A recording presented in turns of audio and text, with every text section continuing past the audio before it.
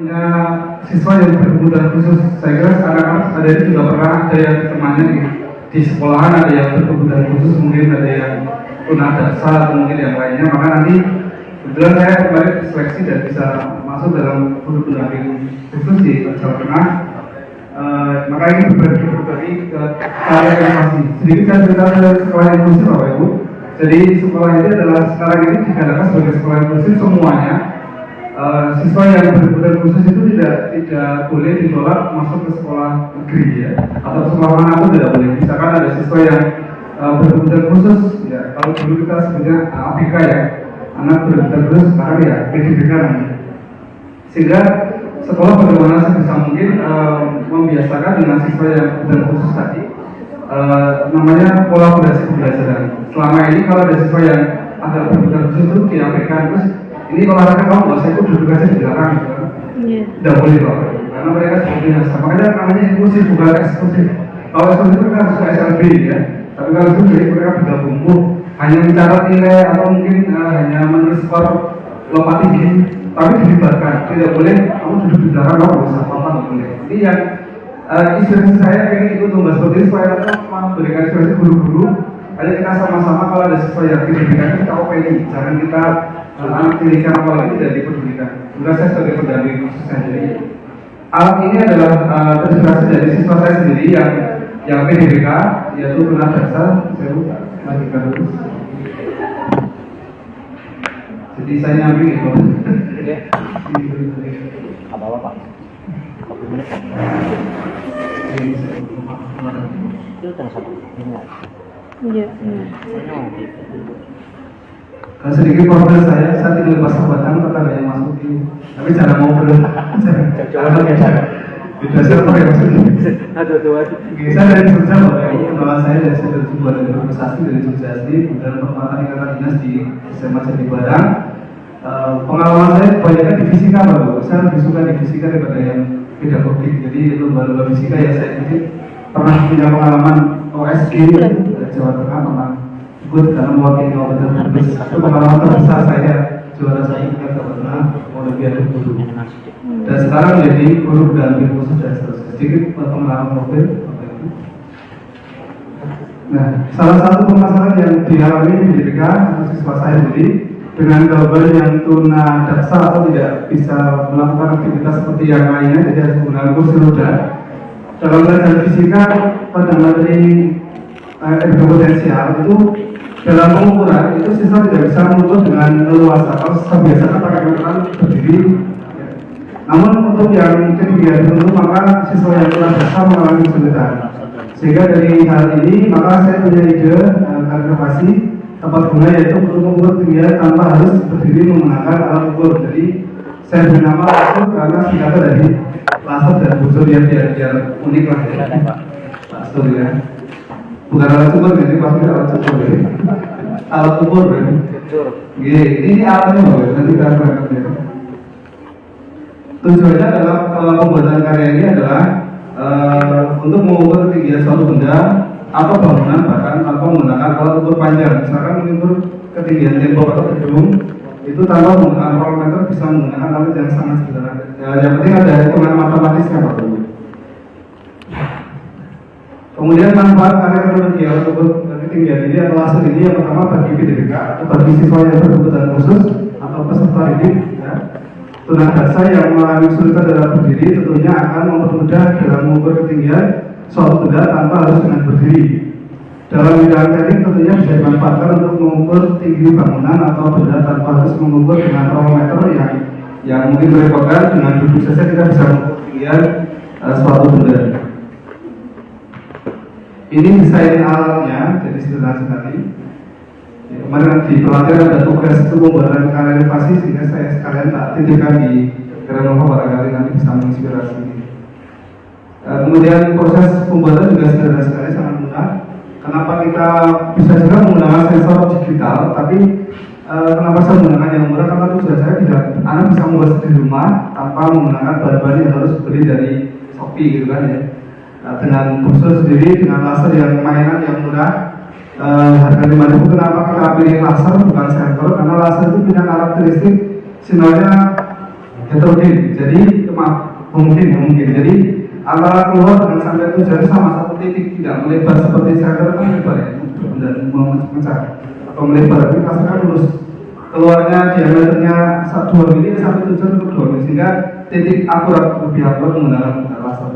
Laser yang murah adalah yang itu, yang mahal bisa menggunakan laser hijau dan lain-lain. Tapi relatif berbahaya untuk mata biasanya. Jadi kita pakai yang murah. Kolaborasi dengan materi matematika tentunya. Jadi kan teknik fisika dalam menggunakan laser dan kursor. Kemudian matematika nanti kita dimainkan di trigonometri, ada beberapa persamaan sinus dan kosinus. Kemudian ini turunan persamaan yang digunakan nanti aplikasinya begini Bapak Ibu. Ini sedikit gambaran ilustrasi penggunaannya bagi siswa yang tunadaksa ya. Ada siswa yang duduk di kursi yang tidak bisa melakukan tes berdiri, ingin mengukur ketinggian suatu kelapa ya, itu bisa dengan menggunakan ini ya. Jadi yang penting ditarik lurus dulu antara alat dengan pohonnya. Misalkan ini alat, misalkan mengukur dinding ya. Ini saya perhatikan ini kita tarik lurus ke sini ke dinding berapa meter. Yang paling aman dekat saja dengan channel dan misalkan menggunakan meteran misalkan 1 meter ya, 1 meter ke dinding. Kemudian ini kita tarik ke bawah sebagai nilai hanya kecil ya, sana ya. Misalkan ini meja sebagai titik acuannya, dari alat ini ke bawah itu sebagai nilai H kecil, dari alat ini ke dinding sebagai nilai X. Nah, nanti tinggal dimasukkan ke tabelnya dimasukkan. Kemudian langsung kita arahkan ke ujung yang mau dibicarakan dulu ya.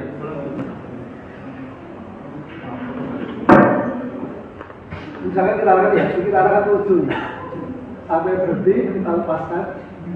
Kemudian kita lihat berapa pergeseran sudutnya Bapak ini. 70 derajat atau 71 derajat, tinggal kita masukkan ke tabel. Misalnya ada tabel yang saya siapkan di tabel.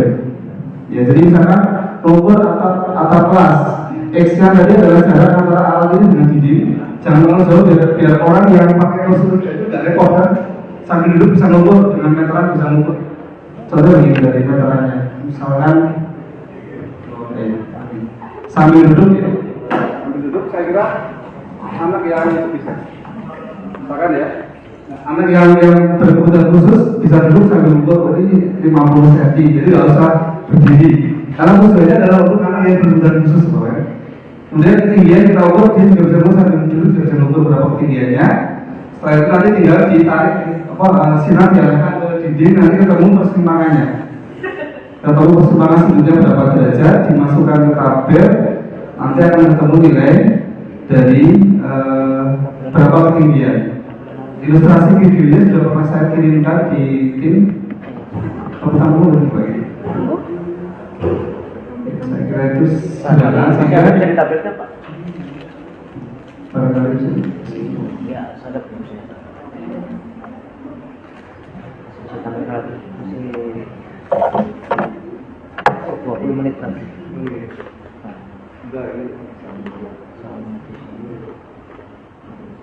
Ini cara pembuatannya, saya tarik dulu, cepat.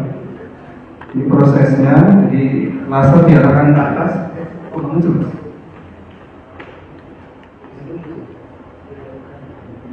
Saya belum muncul.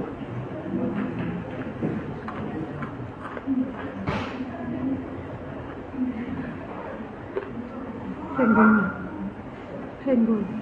Baik.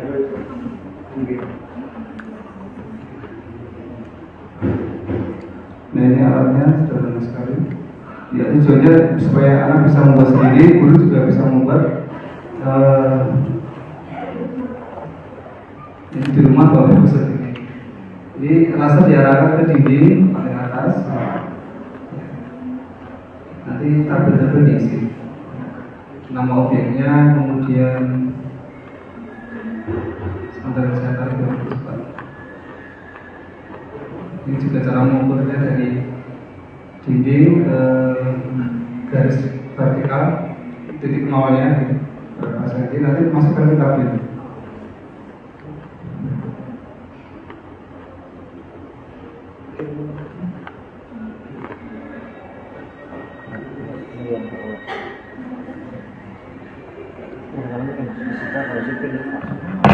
ketinggian.